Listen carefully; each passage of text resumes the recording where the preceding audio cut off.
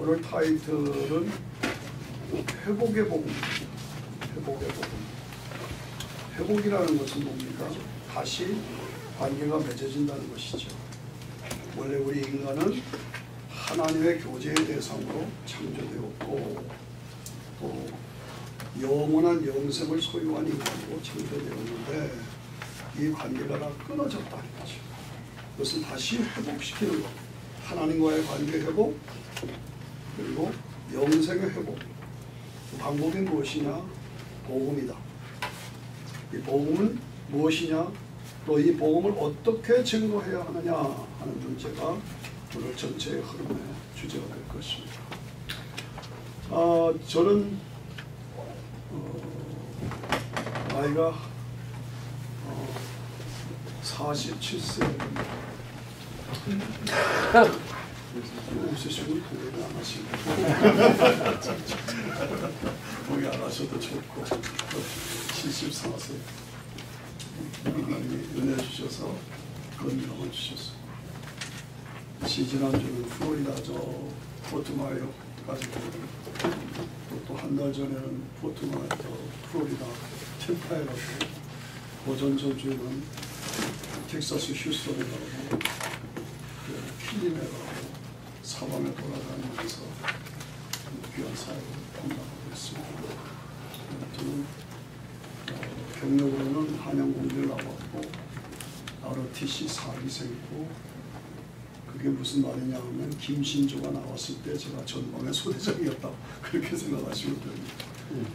4.19 데모 참석했고 5.16 혁명을 제가 몸소 경험했고 김신조 때 죽는 거 각오하고 그 당시에 있었다. 제대하고 제 집사람 집사람 저기 뒤에 있어요. 박수 좀 쳐주세요.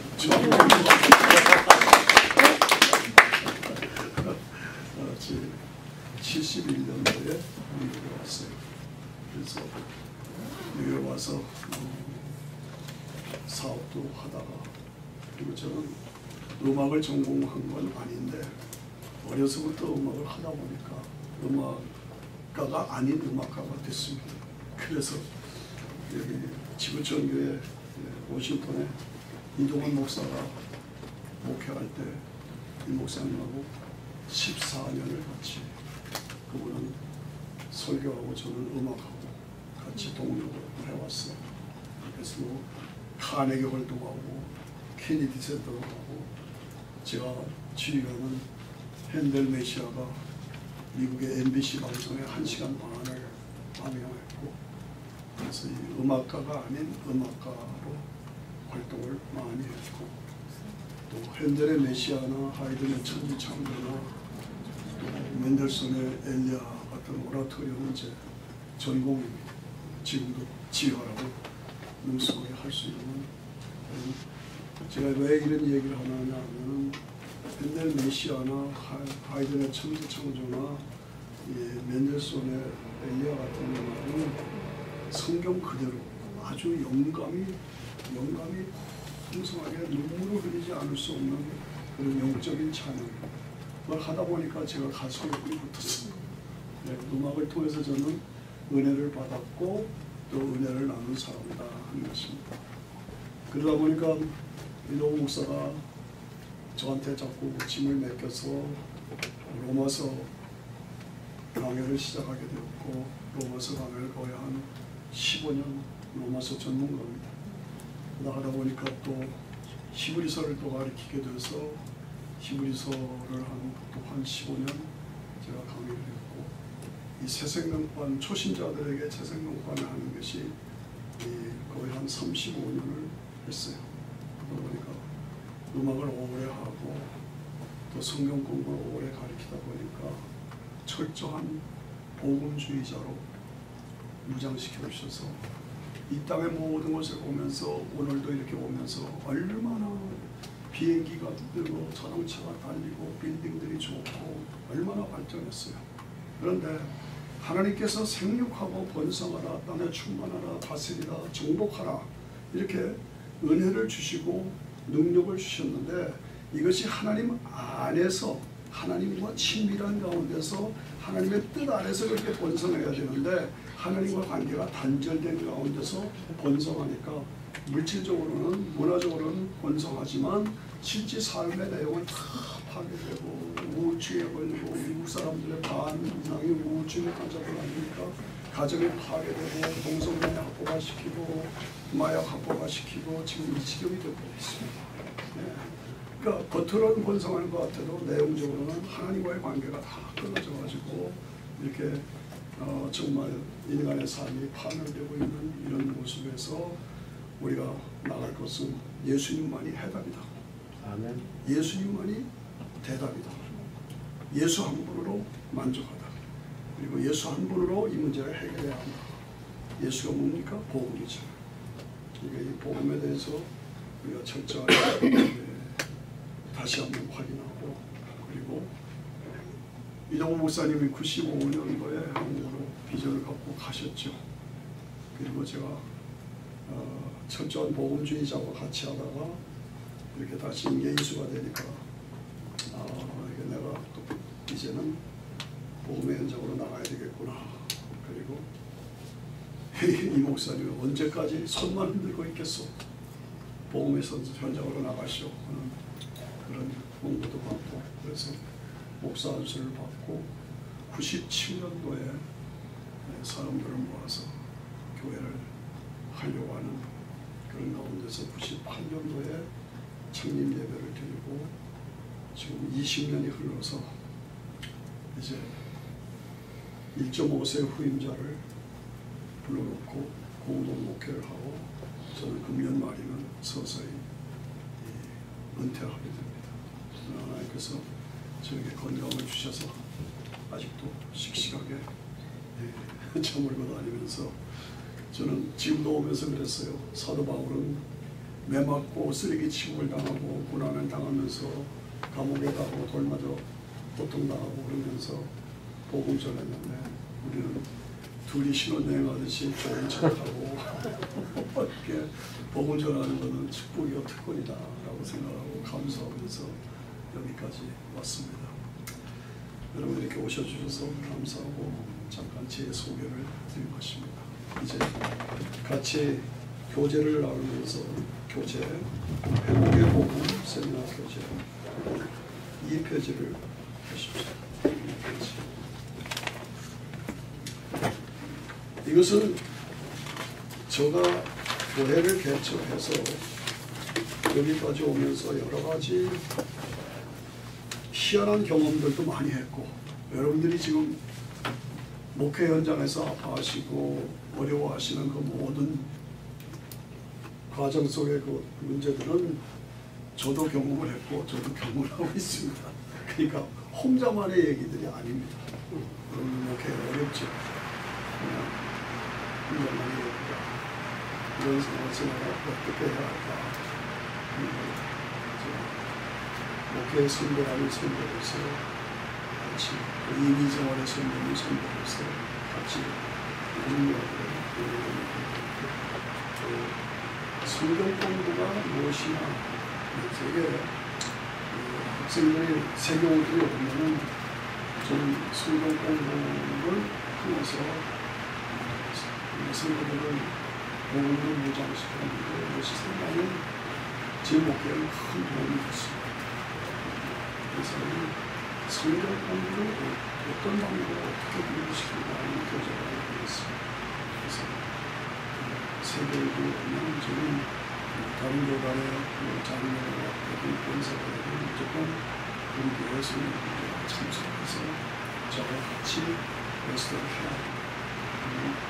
제일 많을 때는 지난 20년 동안에 제일 많을 때는 한 번에 42명까지 했고 한 명 가지고 6개월을 됐어요.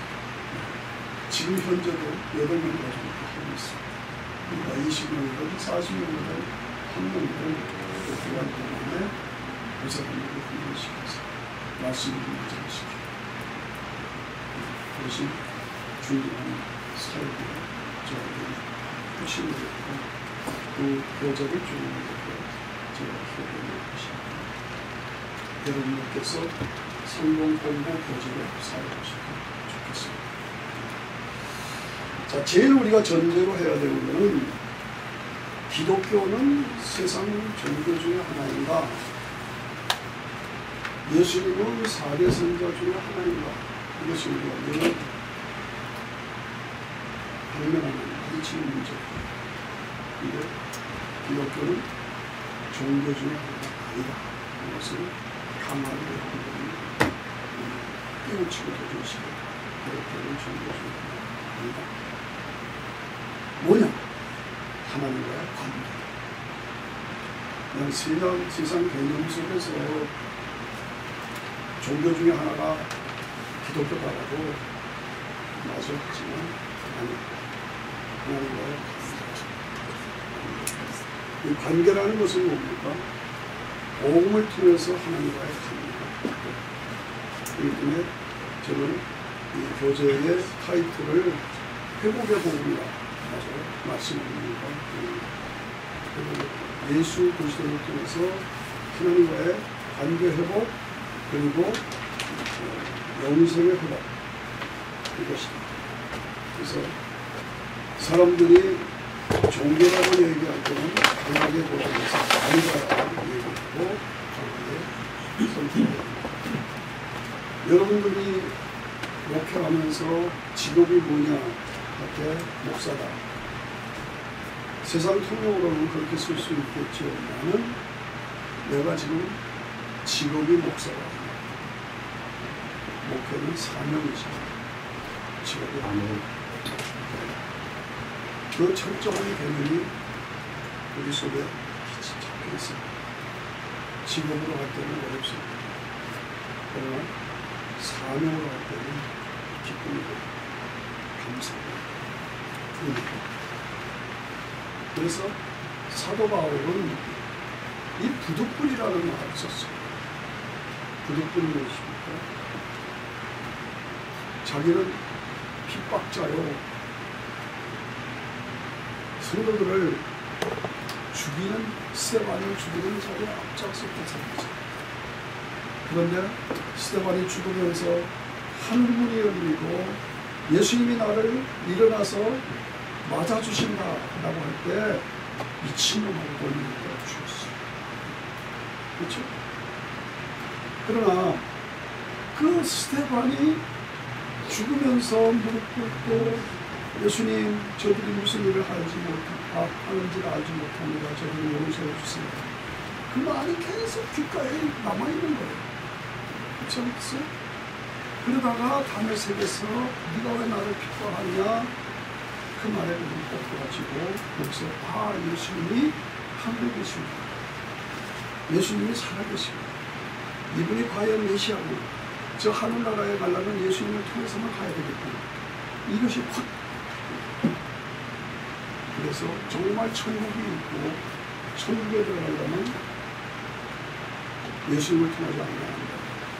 하는 이 복음이 없이 되니까 내가 핍박자인데 왜 나를 택하셨는가 하는 그 감격이 한마디로 말하면 부득불입니다. 저도 그렇고 여러분 모두도 그렇고 저도 어제 4번을 설교했습니다.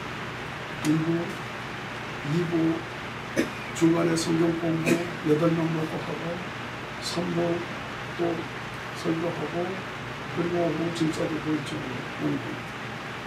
그러나 마음이 기쁩니다. 왜요? 부득불 때문에.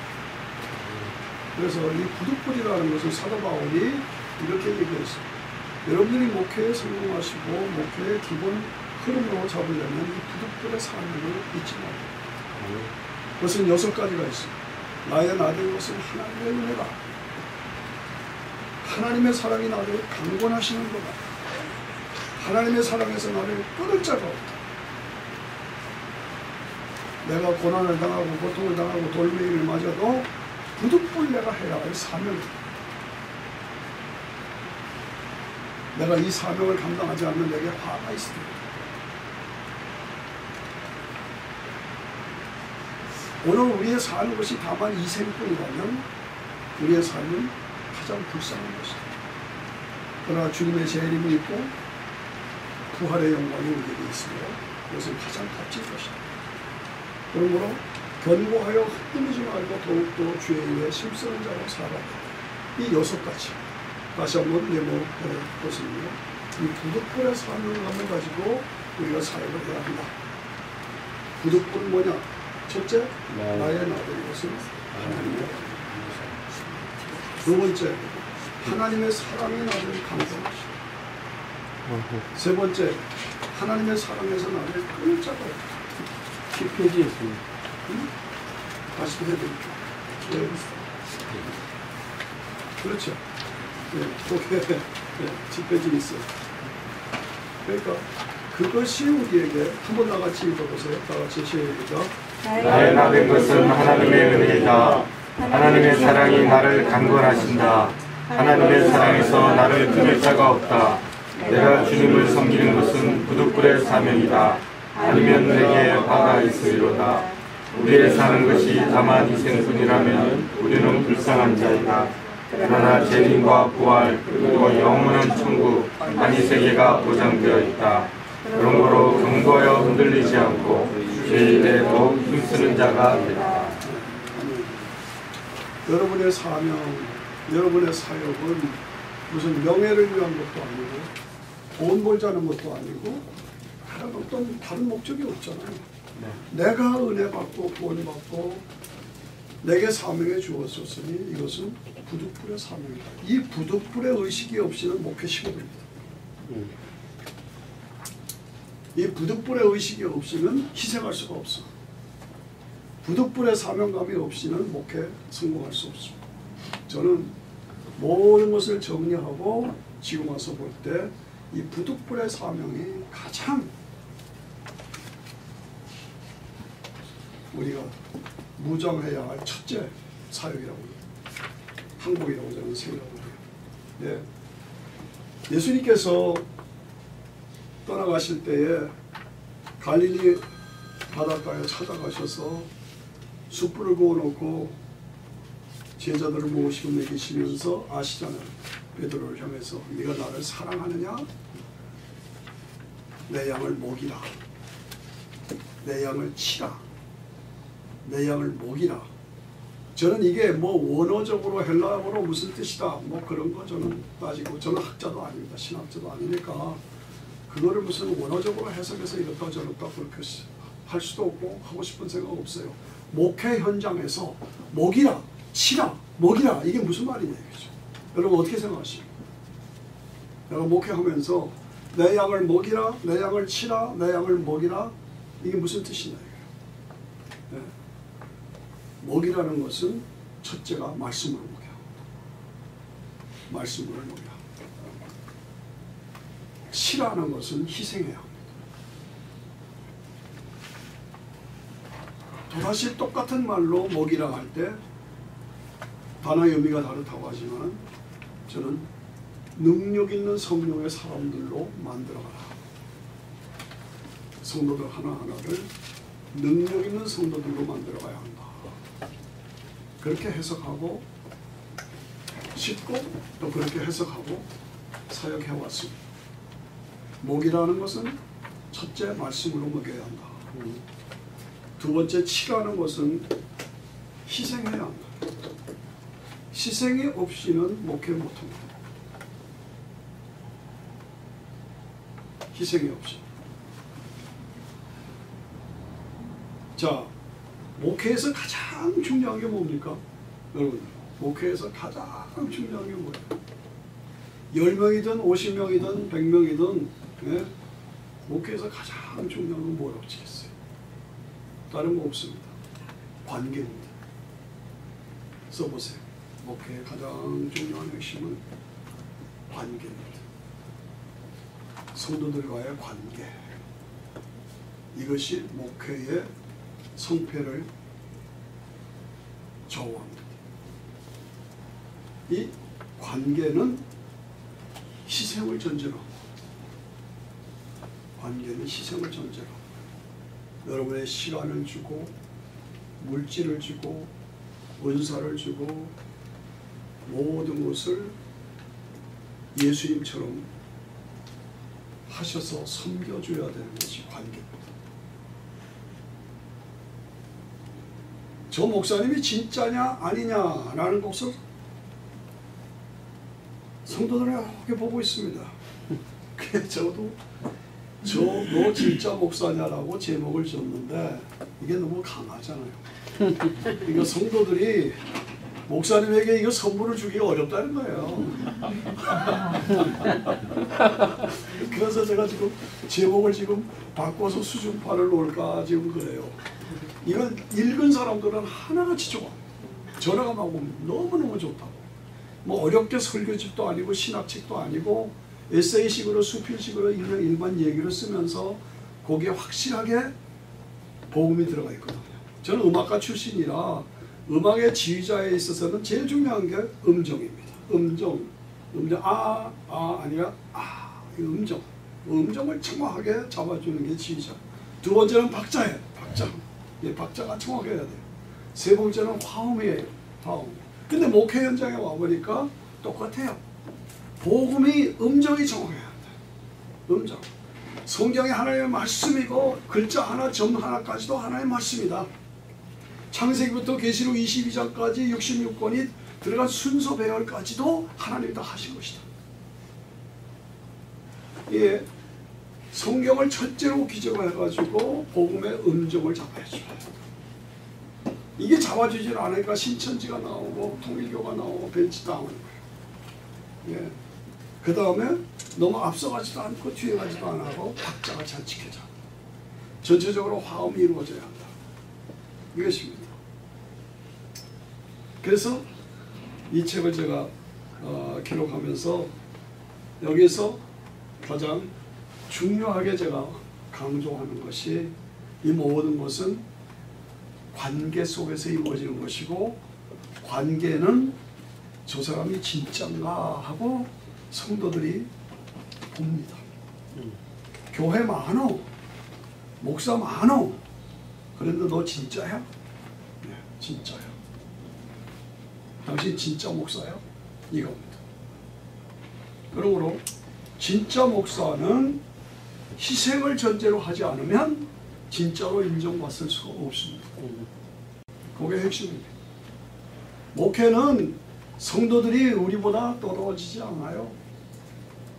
그런데 많은 사람들이 가난한 교인이 많아요. 왜 가난한 교인이요? 안 나가 교인이. 교회 예수를 믿는데 안 나가. 왜? 그 목사 신뢰 못하겠다는 거예요. 그 교회 신뢰 못하겠다는 거예요. 그러니까 교회 갈 교회도 없다는 거예요. 교회가 그렇게 많은데. 이런 상황에서 크든 작든 저도 여러분도 진짜 목사다. 그래서 책 제목을 제가 친 게 저 자신을 향해서. 저 자신을 향해서 이름을 짓다 보니까 그렇게 됩니다. 나 진짜 목사냐. 왜 그래요? 성도들은 진짜를 찾고 있다. 그 진짜가 되려면 관계성에서 성공해야 돼. 복음이 철저하고 그 복음 때문에 내가 성도들을 위해서 삶을 희생해야 돼. 시간을 주고 물질을 주고. 나 설교 준비해야 되는데 아니에요. 설교 준비 못해도 필요하다면 찾아가야 돼요. 저는 미안하지만 제 얘기를 합니다만 차에서 메모 용지를 가지고 수많은 종이를 가져다가 써요.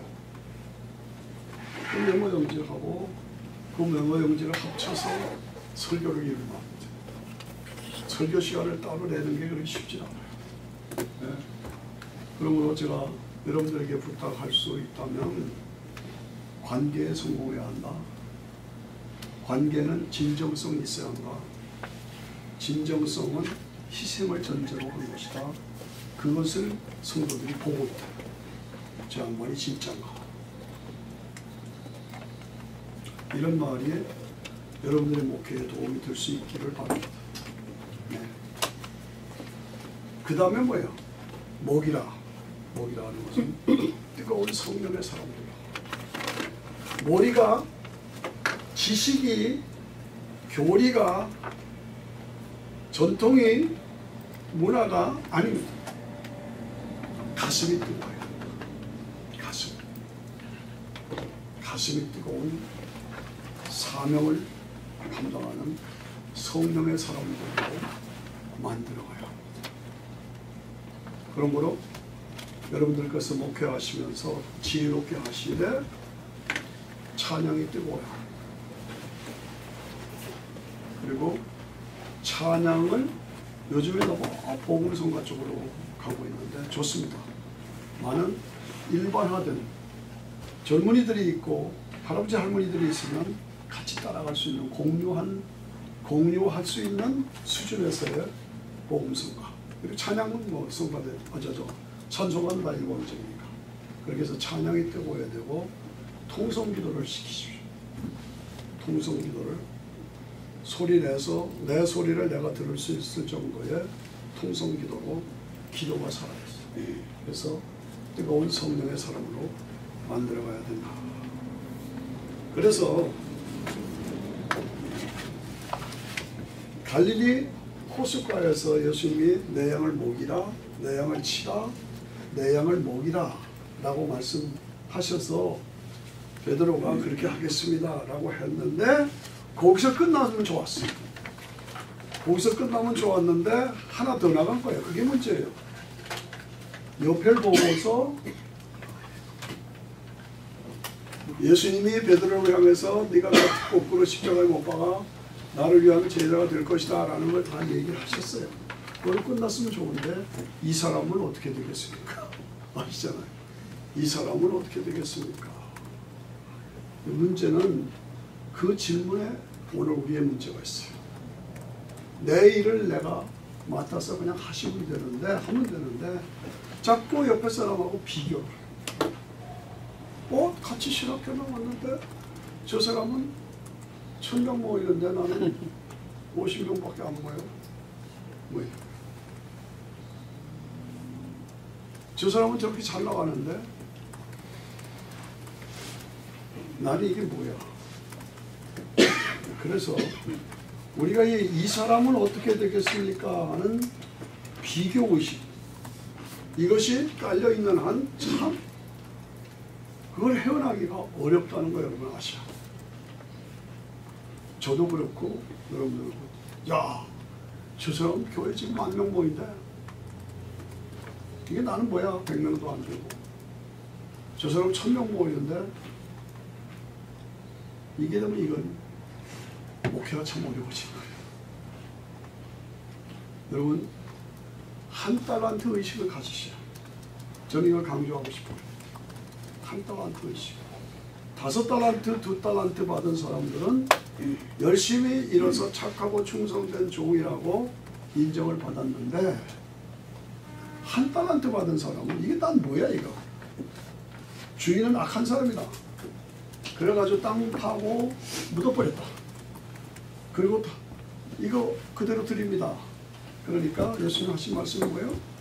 악하고 게으른 종아. 내가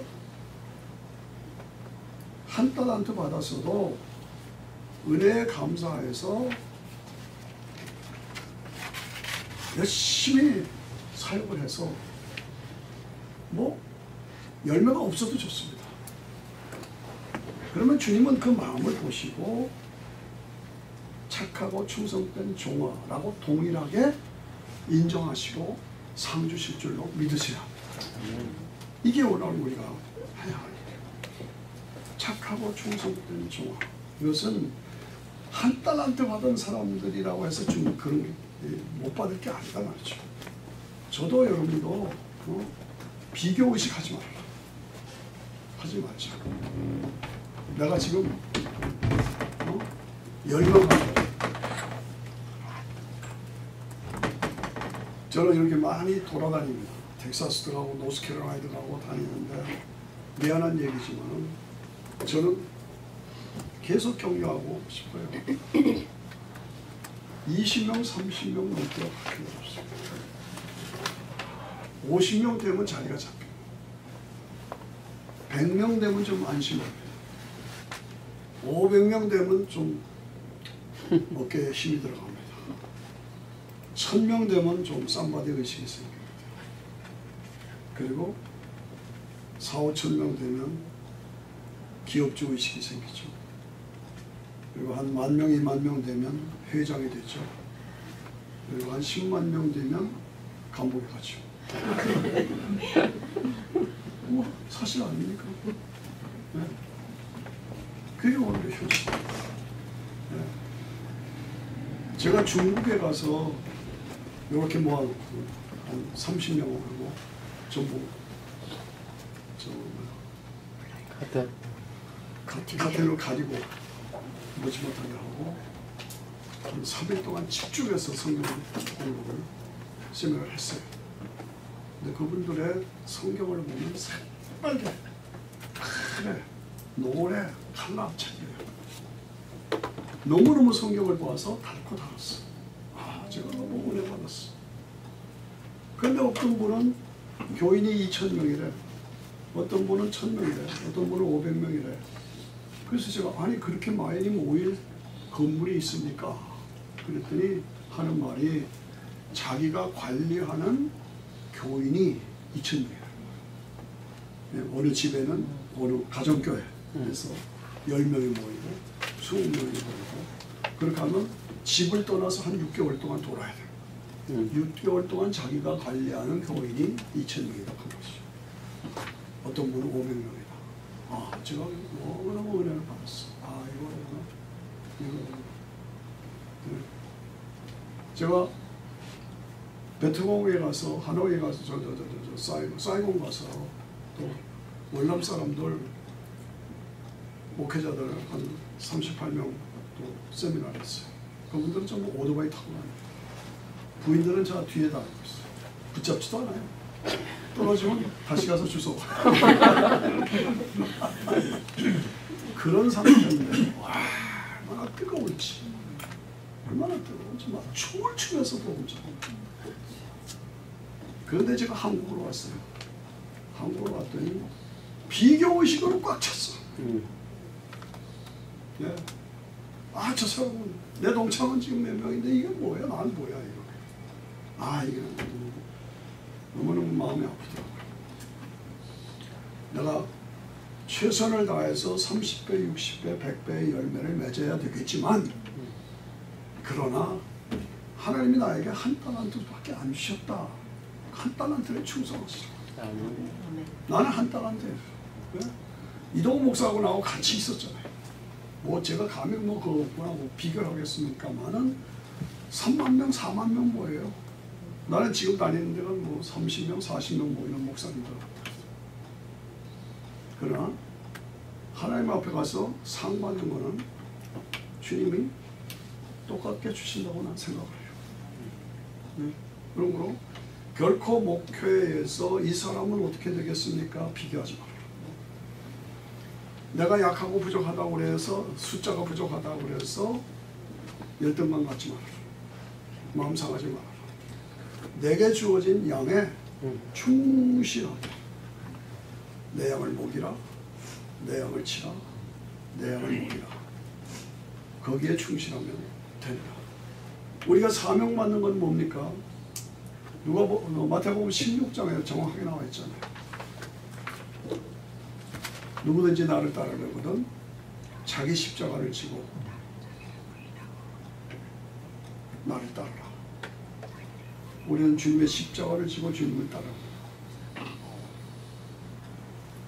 세상에 온 천하를 얻고도 자기의 목숨을 잃으면 무엇이 유익하겠냐. 내가 너희들에게 분명하게 약속한다. 나를 위해서 수고한 수고에 대해서는 반드시 내가 보상해 주겠다. 그렇게 말씀하시고 어디로 갔어요? 변화산으로 올라가셨죠. 변화산에서 무슨 일이 있었어요? 모세와 엘리야가 나오잖아요. 모세와 엘리야가 생애에서 얼마나 고생했습니까? 복음을위해서 왕자의 자리를 버리고 백성들과 함께 그리스도와 함께 고난을 당하는 걸 더 기뻐해서 모세가 왕실에서 뛰쳐나왔잖아요. 엘리야가 얼마나 일대 뭐라고? 엘리야가 얼마나 투쟁했어요. 근데 그분들이 다 살아있는 거예요. 살아서 천국의 영광에 그걸 누리고 있는 것을 베드로와 요한과 야고보를 골로서 보여주면서 자 봤지? 모세와 엘리야가 수고해서 지금 살아서 보상받고 있는 걸 봤지? 너도 그렇게 해. 그것이 변화산의 사건입니다. 오늘 우리도 고난이 있고 어려움이 있어도 주님이 나에게 주신 사명에 충실해야 한다. 저는 누가복음 9장 57절에서 63절이죠. 62절이요. 그 말씀 여러분이 잘 아시죠. 예수님을 따르겠다고 나왔어요. 제자가 되겠다고. 그랬더니 예수님 뭐라고 그러셨어요?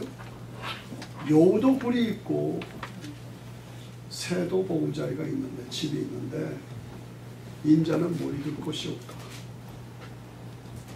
여러분들이 지금 교회 개척하시고 교회 사역하시고 씨름하고 있는 줄을 압니다. 네. 그러나 잊지 말아야 합니다. 예수님은 머리둘 곳이 없는 그런 상황에서 사명을 감당하셨어요. 예수님의 제자가 되겠다고. 그런데 내 아버지가 죽었으니, 돌아가셨으니 내 아버지를 장사 지내고 오겠습니다. 그랬더니 죽은 자는 죽은 자들로 장사케 하고 너는 나를 따르라. 죽은 자는 죽은 자들로 장사케 하라. 이건 뭐예요? 영적으로 죽은 자나 육적으로 죽은 자나 주님이 보시는 것은 똑같이 보시고, 도리어 영적으로 죽은 사람을 더 안타깝게 여기시고, 그러므로 죽은 자는 육신으로 죽은 자예요. 죽은 자들로 장사케 하고, 예수 안 믿어서 영적으로 죽어 있는 사람들이요, 장사케 하고 너는 나를 따르라. 너는 살아있으니 나를 따르라. 이것이 주님의 명령이에요. 네. 그리고 마지막으로 내가 주님을 따라가겠는데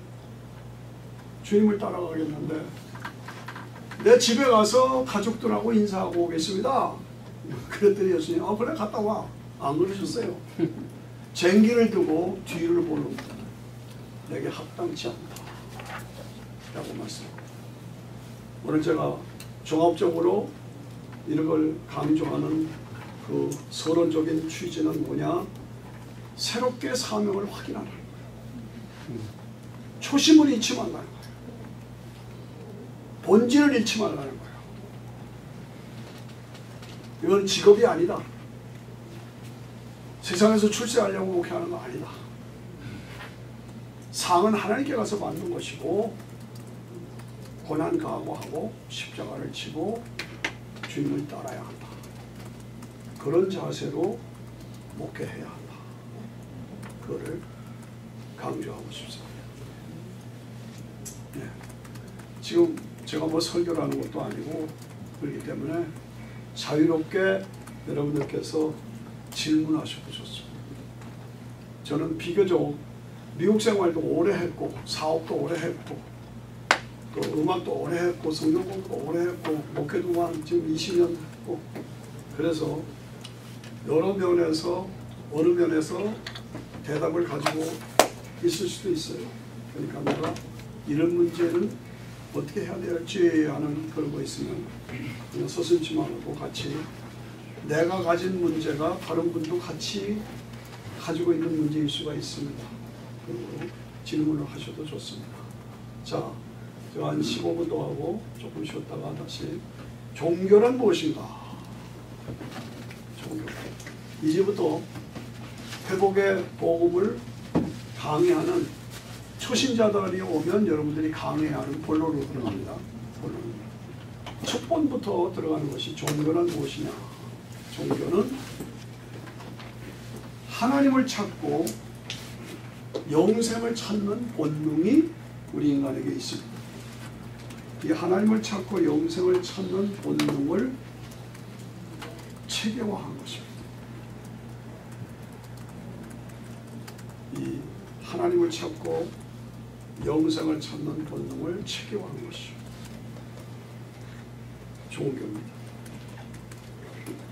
세상 종교와 기독교가 뭐가 다르냐? 뭐라고 대답하시겠어요? 세상 종교와 기독교가 뭐가 다르냐? 왜 예수만 믿어야 되느냐? 왜 기독교의 하나님만이 진짜냐? 거기에 대해서 여러분들이 정확하게 대답을 가지고 계셔야 되고 이 책에 그게 다 있습니다. 그리고 오늘 공부하는 과제 속에 그 문제가 다 포함되어 있습니다. 예. 세상 종교는 인간이 하나님을 찾아 인간이 영생을 찾아 땅에서 위로 하늘로 올라가는 것입니다. 기독교는 하나님이 인간을 찾아 내려오는 것입니다. 출발이 다릅니다. 세상 종교, 불교, 힌두교, 세상 종교는 인간이 하나님을 찾아 영생을 찾아 자기가 노력해서 수양해서 찾아 올라가는 것입니다. 결과는 뭐예요? 뻥이죠. 아무것도 없어요. 그러나 기독교는 하나님이 인간을 찾아 내려오신 것. 이걸 정확하게 가르쳐 주셔야 돼요. 그래서 하나님이 인간에게 찾아오셔서 자신을 보여주시는 것이 뭐예요? 계시입니다. 계시. 그래서 기독교는 계시의 신앙이다. 이 계시란 말을 정확하게 설명해 주셔야 돼요. 이 계시에는 자연 계시가 있고, 죄송합니다. 계시에는 일반 계시가 있고 특별 계시가 있다. 일반 계시는 자연 계시, 역사 계시, 양심 계시. 우리가 신학교 가면 이거 가지고 1년 내내 공부하죠. 근데 우리가 실제로 교인들을 놓고 강의할 때는 간단하면서도 정확하게 답을 주면 됩니다. 예. 그러니까 계시는 하나님이 인간에게 자신의 모습을 보여주신 것이 계시인데 그 계시는 일반 계시와 특별 계시가 있다. 일반 계시는 자연을 통해서 하나님의 인간을 보여주셨다. 하나님이 계신 걸 보여주셨다. 역사를 통해서 하나님이 계신 것을 보여주셨다.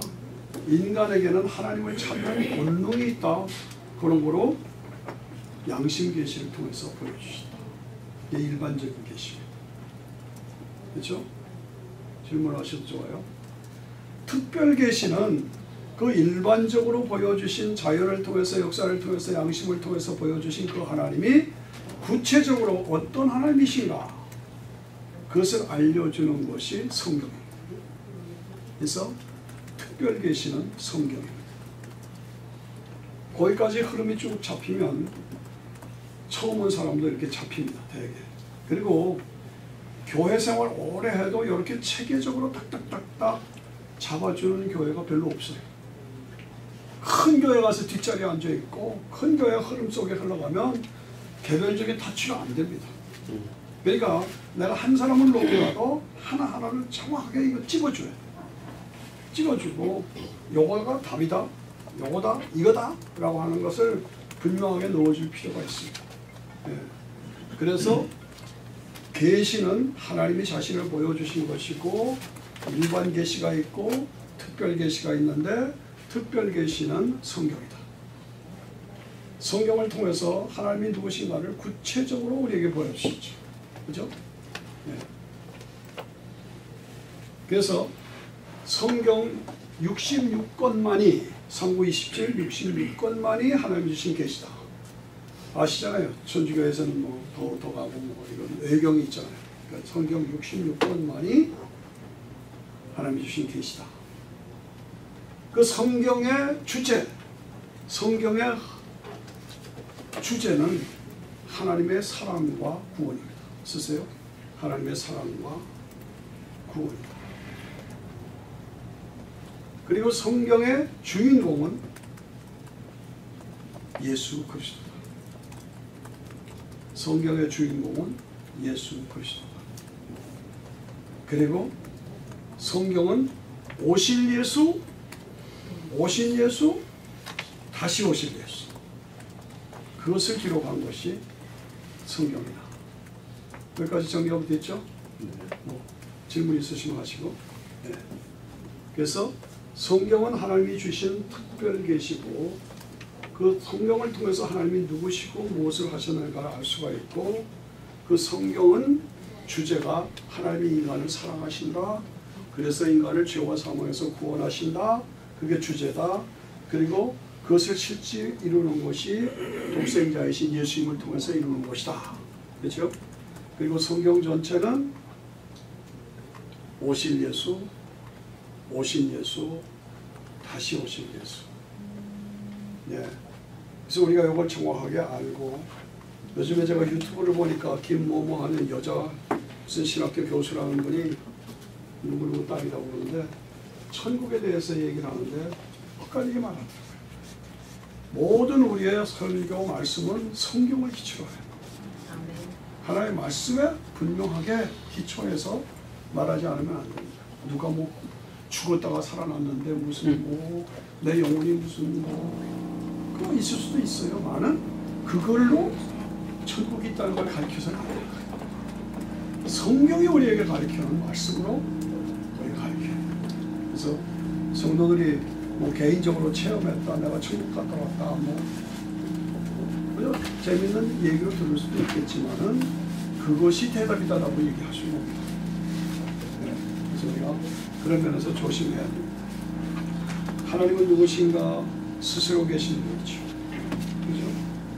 그리고 전명, 전지, 편재, 영원하신 분이죠. 그리고 인간을 사랑하시다. 그래서 인간을 구원하시는 거죠. 하나님에 대해서는 우리가 다. 예. 그 다음에 하나님의 창조와 그 목적. 하나님 우주 만물을 스스로 창조하셨어요. 자, 여기 꽃이 참 이쁘지 않아요? 여기 꽃이 참 꽃이 참인데 이게 조합니까? 생화입니까? 이거 조화죠. 그 조하면 아유, 누가 참 잘 만들었네 이렇게 얘기되죠. 누가라는 말을 합니다. 생화면 그냥 누가라는 말을 안 하고 이쁘네 이렇게. 이걸 공평치 못하죠. 조화를 놓고 누가 잘 만들었네 인간을 높이는데 생화는 누가 잘 만드는 것이 아니라 하나님이 잘 만드셨다. 이게 들어가야 되는 거예요. 근데 사람들은 그 얘기를 안 해요. 네. 이 꽃을 만들었다는 것은 능력을 말하는 것이죠. 능력을 말하는 것은 그 능력을 통해서 하나님이 영광을 받으시기를 원하시는 거예요. 제 어머니가 만두를 잘 만드시고 냉면을 잘 하셔서 어머니 돌아가셨지만은 워싱턴의 오래된 목사님들은 우리 어머니 냉면을 다 키워요. 그 냉면을 해놓고 만두를 해놓으시고 항상 제 옆에 와서 맛이 어때? 맛이 어때? 그 무슨 얘기예요? 아 맛있어요. 어떻게 이렇게 잘 만드셨어요? 이 말을 듣고 싶어 하시는 거예요. 능력이 있으니까 그 능력을 발휘해서 만두를 만드신 거고 그 만드신 것은 인정받기를 원하시는 거예요. 그래서 어머니 참 맛있게 잘 만드셨습니다. 그렇게 기뻐하시는 거예요. 어떤 사람은 그림을 그리는 예? 그림을 누가 배워주지 않아도 우리 막내 손녀 하나가 그림을 그렇게 잘 그려요. 저는 음악을 들으면 음악을 잊어버리고요. 각각 탤런트가 다 있다 이거예요. 여러분들도 각각. 그런데 그 탤런트 능력이 있으면 그 능력을 발휘해야 돼요. 하나님은 전능하시고 전지하시고 영원하시고 모든 만물의 근본이 되시기 때문에 그 능력을 가지고 우주 만물을 있으라 해서 창조하신 거예요. 이 창조론에 대해서 여러분들 우리가 조심해야 할 것은 그냥 믿으려면 깨끗이 믿으십시오. 적당하게 타협을 해서 내가 믿고 적당하게 타협해서 교인들 가르치지 마십시오. 지금 오늘 시대에서 가장 대적이 누구예요? 진화론자들이에요. 깨끗이 해결이 안 됐어도 과학적으로 좀 아니라고 생각이 들어도 그냥 밀고 나가십시오. 대답이 나옵니다. 무슨 말이에요? 24시간 6일 창조론으로 믿으세요. 그리고 그것을 가리키세요. 그리고 현대 과학이 발달할수록 그것이 프로가 되고 있어요. 과학적으로. 그래서 적당하게 진화론적 창조론이다. 아 그러면 참 멋지다. 좀 현대 관계가 맞는다. 그러면 진화론적 창조론이면 아담 이브는 언제 때부터예요? 그러면 언제까지부터 출발점이 없으면 원죄가 어디서 나왔어요? 선악과는 언제 나온 거예요? 복음이 성립이 안 됩니다. 복음이 성립이 안 돼요. 아담 이브가 시초가 되고 자유의지를 주시고 자유의지를 검증하기 위해서, 이 말이 중요합니다. 자유의지를 검증하기 위해서 하나님께서 선악과를 두셨어요. 그 자유의지의 검증에 교만과 사탄의 요구로 실패한 거예요. 그래서 하나님과의 관계가 단절된 거예요. 요게 복음의 출발이에요. 요게 복음의 출발. 그런데 진화론적 창조론을 믿으면은 이게 다 흐지부지 돼버리고 마는 거예요. 언제 선악과를 먹었고 언제 범죄를 했고, 그 원죄론이 해결이 안 되는 거예요. 그러므로 우리가 철저하게 성경 기준으로 믿어라. 성경이 그렇다면 그런 거다. 딴소리 하지 말자. 그리고 성경 그대로 가르치자. 뭐 세상 과학과 야하고 하려면 좀 현대적이고 좀 공부한 목사같이 보인다. 나중에 다시 보여요. 예. 제가 아무것도 아닐 때에